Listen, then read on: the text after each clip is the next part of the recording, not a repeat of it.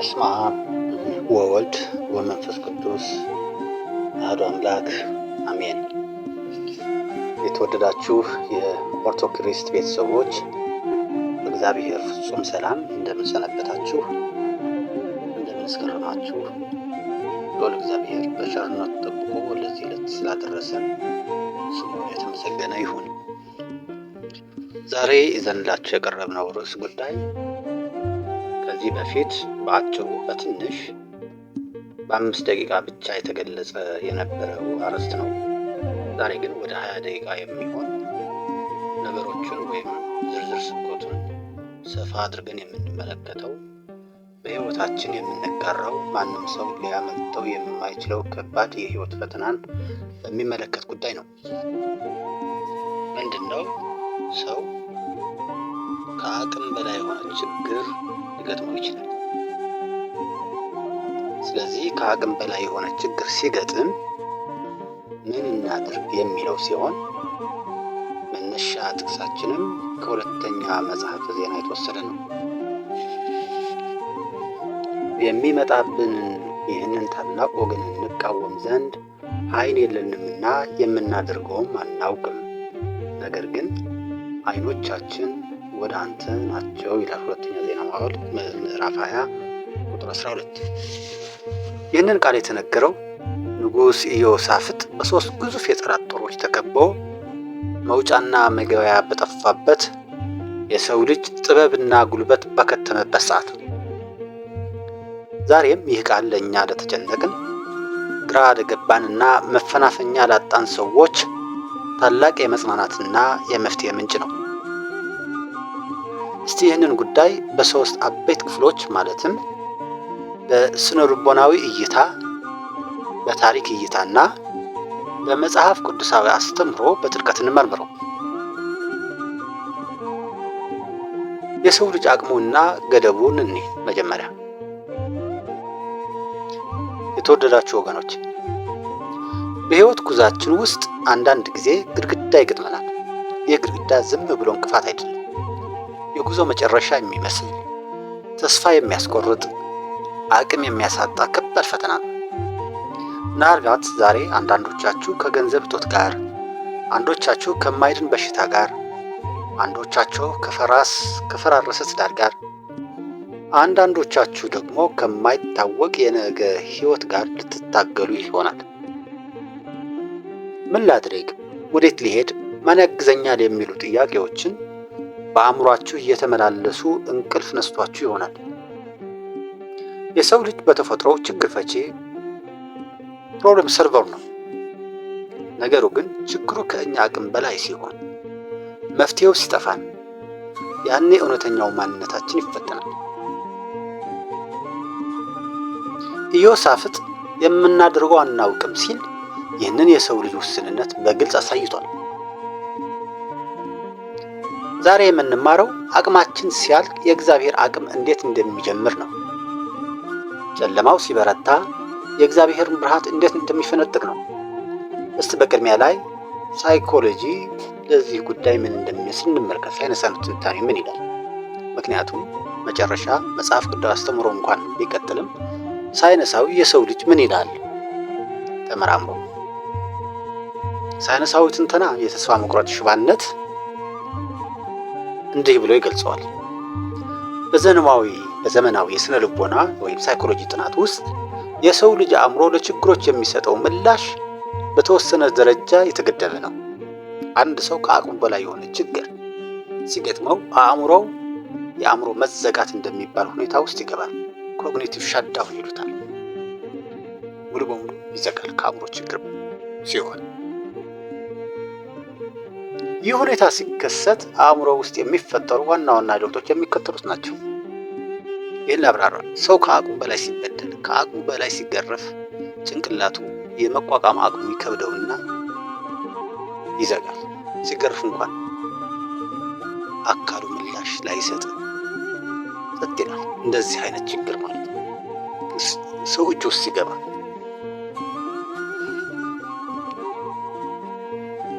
ይህ ሁኔታ ሲከሰት በአእምሮ ውስጥ የሚፈጠሩ ዋና ዋናዎቹ ለውጦች አንድ ምንድን ነው? የእይታ መጥበብ ነው። ችግሩ ከአቅም በላይ ሲሆን ሰውየው ሙሉውን ምስል ማየት ይሳነዋል። ትኩረቱ በሙሉ በሚያስፈራው ችግር ላይ ብቻ ይሆናል። ለምሳሌ የገንዘብ ችግር የገጠመው ሰው በሕይወቱ ያሉትን ሌሎች በጎ ነገሮች፣ ጤናውን፣ ቤተሰቡን፣ ተስፋውን ማየት ይሳነዋል። አይኑ ችግሩ ላይ ብቻ ስለሚቸክል መፍትሄውን የመፈለግ አቅሙ ይዳክማል። 2. ውሳኔ መስጠት አለመቻል ነው። ዲሲሽን ፓራላይሲስ ይሉታል።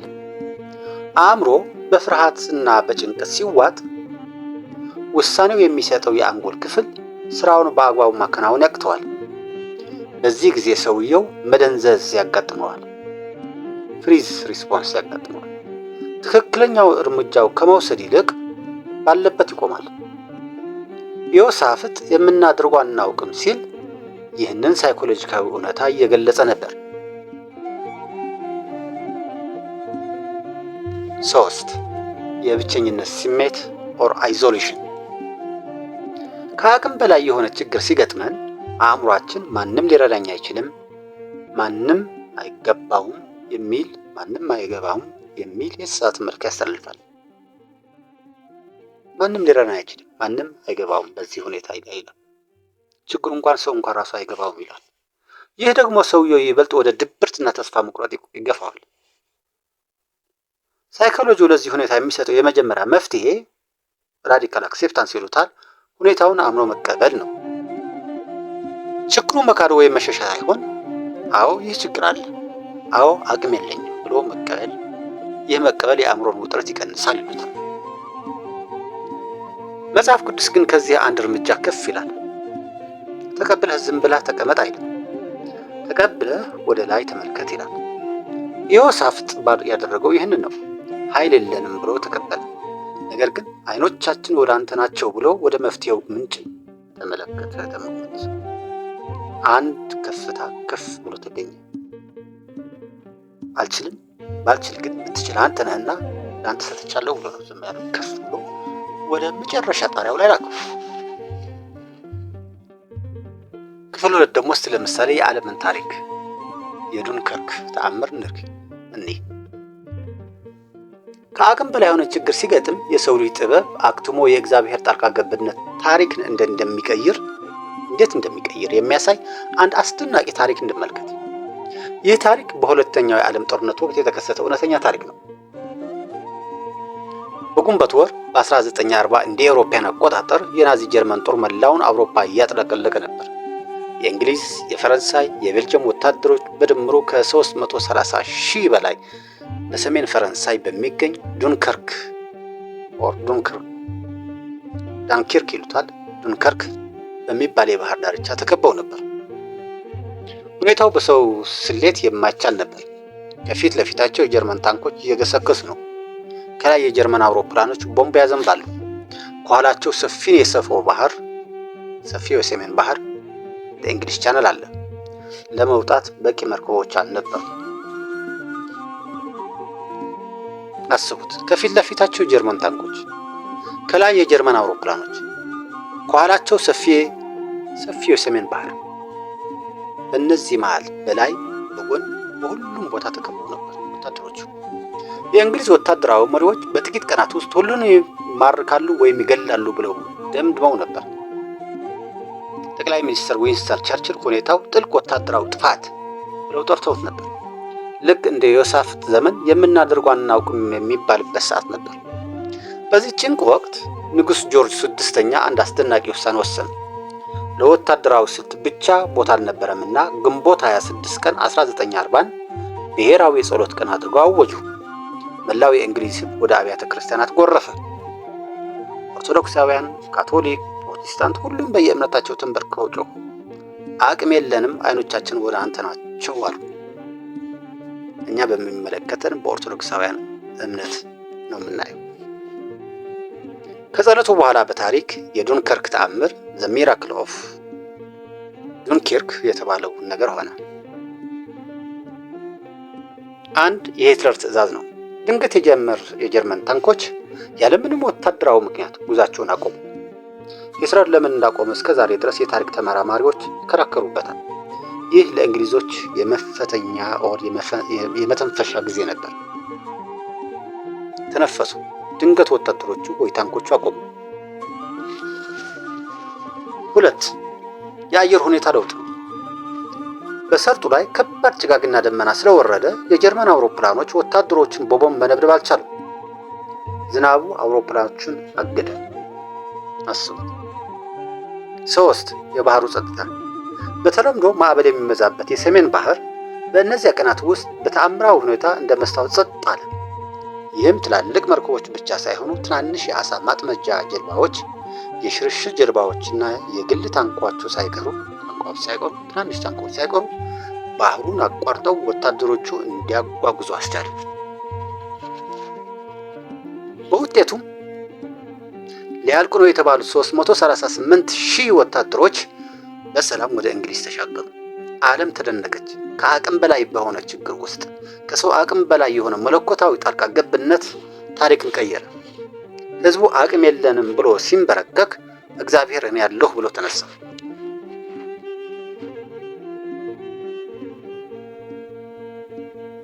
ጸሎት ምን ያህል ኃይል እንዳለው ተመልከቱ። ክፍል 3 ልብ አንጠልጣይ ታሪክ። የተንጠለጠለው ሰውና የተቆረጠው ገመድ ምናባው ታሪክ ነው። ምን ያህል አስረጅ እንደሆነ ማለት ነው። ብዙዎቻችን ከአቅም በላይ የሆነ ችግር ሲገጥመን እንዴት በራሳችን ጥበብ እንደምንደገፍና እግዚአብሔር ማመን እንዴት እንደሚከብድን የሚያሳይ አንድ ምሳሌያዊ ታሪክ እንንገራችሁ።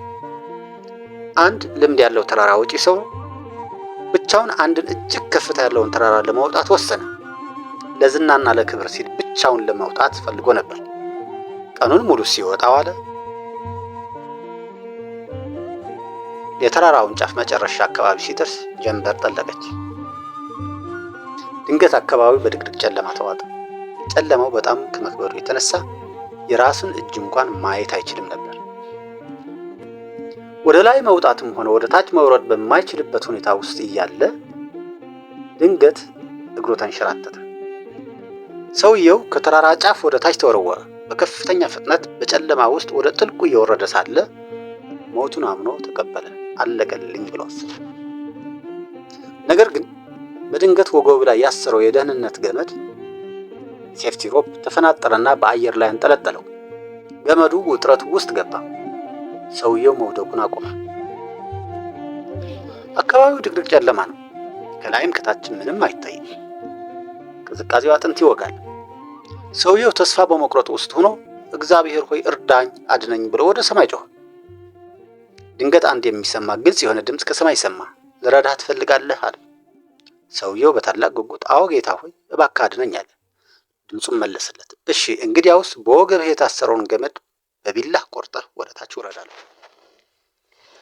ሰውየው ደነገጠ። ጸጥታ ሰፈነ። ይህንን ገመድ ከቆረጥኩማ ተሰባብሬ ነው የምሞተው፣ ገመዱ እኮ ነው የያዘኝ ብሎ አሰበ። የአምላክን ድምፅ ከመስማት ይልቅ በራሱ ማስተዋልና በገመዱ ጥንካሬ ተደገፈ። ገመዱን የህይወት ብቸኛ ዋስትና አድርጎ አጥብቆ እንደያዘ በዚያው ቀረ። አልቆርጥም ብሎ ገመዱ ላይ ተንጠለጠለ። በማግስቱ ጠዋት አዳኝ ቡድኖች ወደ አካባቢው ሲመጡ አሳዛኝና አስገራሚ ነገር ተመለከቱ። ሰውየው ወገቡ ላይ በታሰረ ገመድ አየር ላይ ተንጠልጥሎ በብርድ ሞቷል። የሚያሳዝነው ግን ሰውየው ከተንጠለጠለበት ቦታ በታች መሬት ያለው በ2 ሜትር በጣም ቅርብ ርቀት ላይ ብቻ ነበር። ገመዱን ቢቆርጠው ኑሮ መሬት ላይ በሰላም አርፎ ይተርፍ ነበር። ግን አላረገውም። እንዲህ አለ። እዛው ተንጠልጥሎ በብርድ ደርቆ ሞተ። ቢቆርጠው መሬት ላይ ቢወድቅ ይተርፍ ነበር። ግን ቃሉን መስማት፣ መረዳት፣ መተግበር አልቻለም። ይህ ሰው ለምን ሞተ ብለን አሁን ስንገነዘብ የማደርገውን አውቃለሁ ገመዱን መያዝ ነው ብሎ ስላሰበ ሞተ። ይህ ነው የራሱን ጥበብ፣ የራሱን ገመድ፣ የራሱን መፍትሄ አጥብቆ ያዘ። ኢዮሳፍጥ ግን የማደርገው አላውቅም ብሎ ገመዱን፣ የራሱን ጥበብ ለቀቀ። አይኖቻችን ወደ አንተ ናቸው አለ። ወደ ጌታ ወደ እግዚአብሔር አለ። ብዙዎቻችን በሕይወታችን ከአቅም በላይ የሆነ ችግር ሲገጥመን የራሳችንን ገመድ፣ ገንዘባችንን፣ ዕውቀታችንን፣ ዘመዳችንን አጥብቀን እንይዛለን። እግዚአብሔር ተወው፣ ልቀቀው፣ እመን ሲለን እንኳን እንፈራለን። ነገር ግን እውነተኛ ማዳን ያለው ገመዱን በመልቀቅና በእግዚአብሔር እቅፍ ውስጥ በመውደቅ ነው። ይህ ነው በቃ በእግዚአብሔር እቅፍ ውስጥ በመውደቅ ነው። ደግመዋለሁ፣ በእግዚአብሔር እቅፍ ውስጥ በመውደቅ ነው። ክፍል 4 እንመልከት። መጽሐፍ ቅዱሳዊ መልስና ፈውስ፣ የዮሳፍጥ ሚስጥር። ወደ ሁለተኛ ዜና መዋዕል ቁጥር 20 ስንመለስ ምዕራፍ 20 ስንመለስ ከአቅም በላይ ለሆነ ችግር መጽሐፍ ቅዱሳዊ ቀመር ወይም መፍትሄ 3 ደረጃዎች እንዳሉ እናያለን። 1. እውነታውን መቀበል አድሚቲንግ ሪያሊቲ። ኃይል የለንም የሚለው ቃል የሽንፈት ቃል ሳይሆን የእውነት ቃል ነው። ቅርታ እንግሊዘኛው ደጋግምኩላችሁ። ፈውስ የሚጀምረው አልቻልኩም ብለን ስናምን ነው። አልቻልኩም ካልክ በቃ ፈውስ የሚጀምረው አልቻልኩም ብለን ስናምን ነው። አልቻልኩም ሲል ወደ ጌታ ግን አልቻልኩም ማለቱ ወደ ጌታ ስለሆነ ብዙዎቻችን ችግሮቻችን የሚቆለዱብን እችለዋለሁ፣ እወጣዋለሁ፣ በራሴ ብቻ መንገድ ታገለዋለሁ ብለን ስለምናምን ነው። ከአቅም በላይ የሆነ ችግር ቆርገጥ ማለት ነው። እግዚአብሔር የሚጠብቀው አቅማችንን እስኪያልቅ ነው። ሰው ሲያቅተው እግዚአብሔርን ይጀምራል። ሰው ሲያቅተው እግዚአብሔር በራሱ ይጀምራል። ስለዚህ በጸሎት ፊት ጌታ ሆይ ደክሜያለሁ፣ አቅም አጥቻለሁ ብሎ መናገር ታላቅ መንፈሳዊ ጉልበት ነው። 2. አላዋቂነትን ማመን። የምናደርገው አናውቅም። ይህ የትህትና ጫፍ ነው። የትህትና ጫፍ ነው። እግዚአብሔር ሆይ የኔን ዲግሪ፣ የኔ ልምድ፣ የኔ እቅድ እዚህ ጋር አይሰራም ማለት ነው። እኛ ብዙ ጊዜ ለእግዚአብሔር መፍትሄውም አብረን ነው የምንነግረው። ጌታ ሆይ እንዲህ አድርገህ እርዳኝ እንላለን። ዮሳፍጥ ግን እንዴት እንደምትረዳኝ እንኳን አላውቅም አለ። ባዶ ዕቃ ሲገኝ ነው እግዚአብሔር የሚሞላው።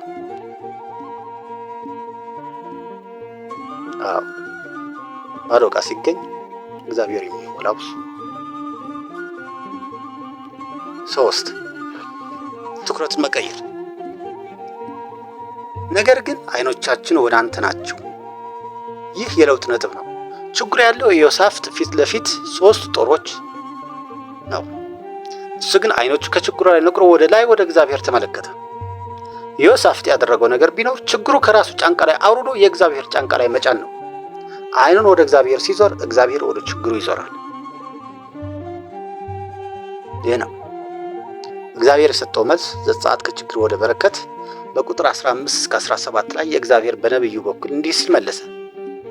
ሰልፉ የእግዚአብሔር ነው እንጂ የእናንተ አይደለምና አትፍሩ።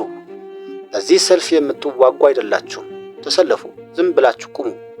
የሚሆነውም የእግዚአብሔርን ማዳን ነው። ከአቅም በላይ ለሆነ ችግር መለኮታዊ መፍትሄ ውጊያ ሳይሆን አቋም ነው፣ ፖዚሽን። ተሰለፉ፣ በእምነት ቦታችሁን ያዙ። ቁሙ፣ አትሽሹ፣ አትደናገጡ። እዩ፣ እግዚአብሔር ሲሰራ ተመልከቱ። ይህ ነው። ዮሳፍጥ ይህንን አምኖ ሲቀበል በጦር ሜዳ ላይ መዘምራን አሰለፈ። በምስጋና ሲጀምሩ ጠላቶቹ እርስ በርስ ተጨርሰው ወደቁ። ያ የሞት ሸለቆ የነበረው ቦታ 3 ቀን ሙሉ ምርኮ ተሰበሰበበት፣ የበረከት ሸለቆ። ስለዚህ ወገኔ ዛሬ ያስከው ችግር ከአቅም በላይ እንደሆነ ይሰማል።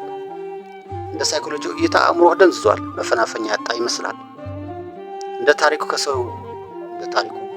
ሰውየው በራስ ገመድ ላይ ተንጠልጥለህ ይህንን ከለቀቁ ወድቃለሁ ብለህ ፈርታል። መፍትሄው ዮሳፍጥ ጋር ነው። አልቻልኩም ማለት ውርደት አይደለም። የማደርገው አላውቅም ማለት ጅልነት አይደለም። ይህ እጅ መስጠት ለእግዚአብሔር ጣልቃ ገብነት ጥሪ ማድረግ ነው። የእኛ አቅም ሲያልቅ የእግዚአብሔር ተአምር ይጀምራል። በሕይወታችሁ ከአቅማችሁ በላይ የሆነባችሁን ነገር ለእግዚአብሔር ግን ትንሽ ነገር ነው። ዛሬ የአይኖቻችሁን ከችግሮች ላይ፣ ከበሽታችሁ ላይ፣ ከዕዳችሁ ላይ ንቀሉና ሁሉን ማድረግ ወደሚቻለው አምላክ አዙሩ። ያኔ የጭንቀት ሸለቆ ወደ በረከት ሸለቆ ይቀየራል። ስለዚህ በጌታ ታምናችሁ በጸሎታችሁ መሃል እነዚህን ቃላት በልባችሁ ይዛችሁ ጸልዩ። ኃይልና ሁሉን ቻይ የሆንክ አምላካችን እግዚአብሔር ሆይ ዛሬ በፊታችን የተጋረጠውን ይህንን እንደ ተራራ የገዘፈ ችግር ተመልክተህ አቅም ማጣታችንን አይተህ እርዳን። ጉልበታችን ዝሏል፣ ጥበባችን አልቋል፣ አማራጮቻችን ተዘግተዋል፣ የምናደርገው ጠፍቶብናል፣ ልባችንን በውስጣችን ተናውጧል። ነገር ግን ጌታዬ ሆይ በዚህ የጨለማ ሰዓት አይኖቻችን በአንተ ላይ ተክለናል። የራሳችንን ገመድ ለቀን የራሳችንን ትግል አቁመን በአንተ ላይ እቅፍ ላይ ወደቅን። ሰልፉ ያንተ ነውና አንተ ተዋጋልን። እኛ ዝም ብለን የአንተን ማዳን እናይ ዘንድ እምነትን ጨምርልን። ይህንን የመከራ ሸለቆ ወደ በረከት ሸለቆ ቀይረህ ስለ ክብርህ ምስክር አድርገን። አሜን። አስጀምሮ ላስጨረሰ ለልዑል እግዚአብሔር ምስጋና ይሁን። ወስብሐት ለእግዚአብሔር ወለወላዲቱ ድንግል ወለመስቀሉ